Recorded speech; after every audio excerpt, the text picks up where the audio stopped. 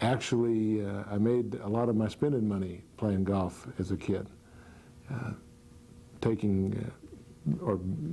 Actually in golf, there's a lot of different little games you can play, wagers and you can make, and it became reasonably lucrative to be out there. So I'd have to say that I sort of I misspent youth playing a lot of golf to understand how I got my spending money.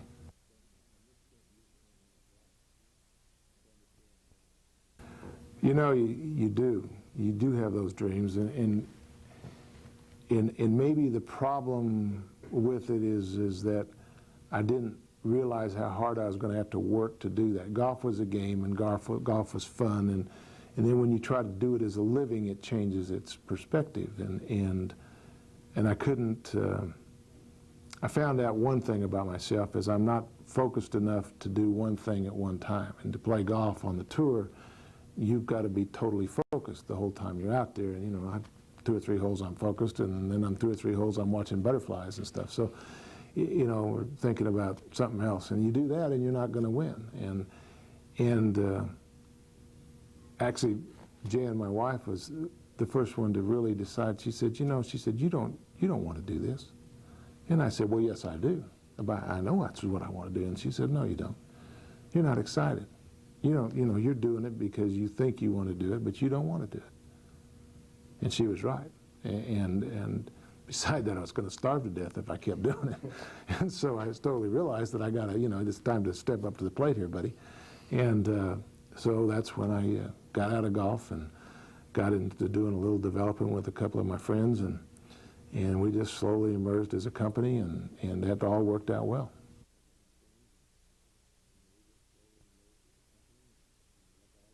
Horse racing. Well, why am I involved in horse racing is there's only one answer to that, and that's my wife, Jan. Jim Paul, one night at a cocktail party, came up to me and said, how would you like to be part owners in a horse? And I said, Jim, there's a lot of things in this world I would rather be than partners in a horse. And so I can only tell you that Jan likes horses, and I don't think much of horses, and so why don't you go talk to Jan? So he did. Jan made some offhanded comment to him about, oh yeah, I've always thought about like to own a horse. And she didn't say race horse, she just said a horse. Monday, I got a bill for her part of the horse. I mean, that's pretty good because the cocktail party was on Friday, and it was just kind of one of those things that turned actually to be one of those lucky little deals that ever happened. The horse has done extremely well. Jan's been extremely excited. She's gotten a great deal of fun, as have I, in watching what goes on. And having a horse is kind of like maybe giving money to a professional golfer to go out on the tour, you know. You kind of give it to him, but you don't expect anything to ever come back. And in this case, this little horse has done an excellent job, and it's been a very exciting thing, and it's kind of a fun thing.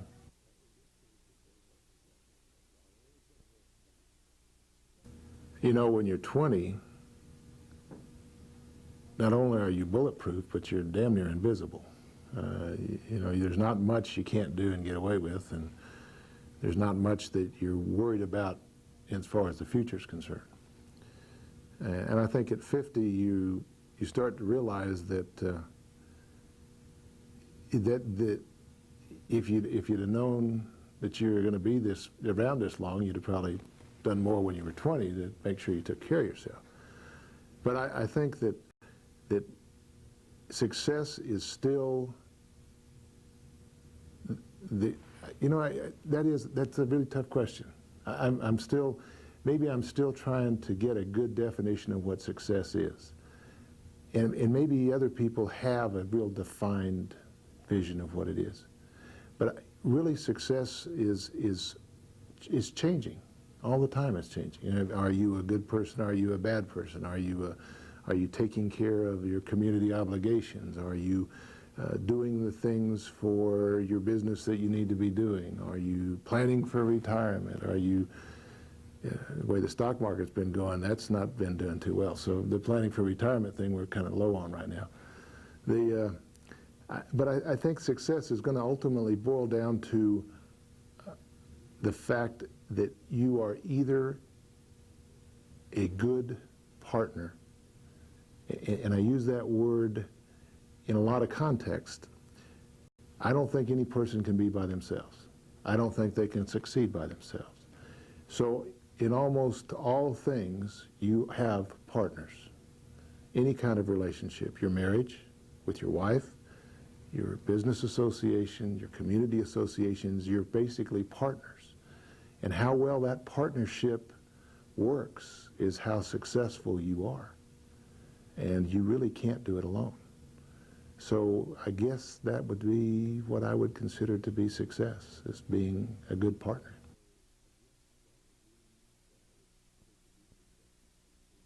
As a person who graduated with a 2.001 grade point average, that the chance to have a degree, as it has helped me on the way, is something that I feel the need to at least give a little back to it. The involvement that I've had with New Mexico State has been not only involvement with New Mexico State, but with the community, because the community in these different groups that I've been part of are all the members. And the crossover and the support of the community to the university and to the university back to the community, it all takes place in these organizations.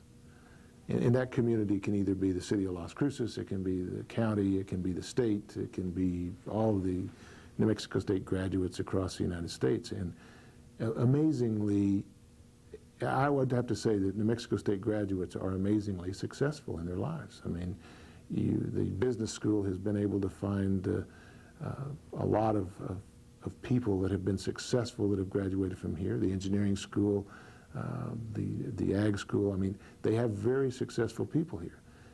I don't know why that occurs. Maybe the school, the student that chooses New Mexico State is someone who wants to succeed.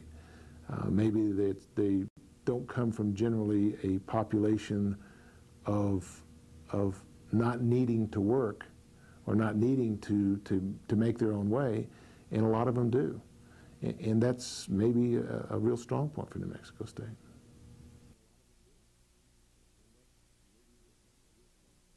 Well, in the beginning, it's something that you don't think is ever going to happen to you. And I had been a part of the original committee to set up the Hall of Fame concept with Dean Arnold and some other people for New Mexico State and for the business school. And at that time, when you set it up, you never felt, or I never felt, that I was going to be a recipient of that group. The group that they were talking about bringing in was an exceptional group of people, and it's just not something that I expected to have happen. And over the years, as it has grown, and they have brought more people into the Hall of Fame, it is sort of a very strong honor to be part of those people, to be one of them.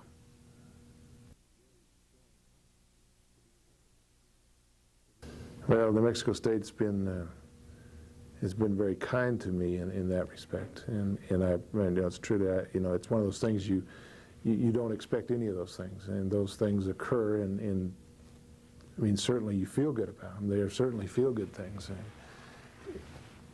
It's except that what you don't want to do is start really believing that you really deserve those, because then maybe you lose your desire to keep doing things. That's a funny feeling about getting those awards and stuff. It's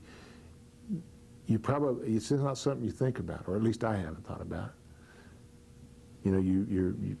Your successes are, I've been blessed to have had a wonderful marriage to my wife Jan. We've had, of great times together. We've pulled through all the things that were hard to pull through. My partnerships have been excellent. I mean, my two partners, Larry and Bob, have been outstanding, and it's been a wonderful, wonderful time we've been together. The things we've done with New Mexico State, those have all been the same kind of wonderful partnerships. And so I guess I'm just glad I'm able to be one.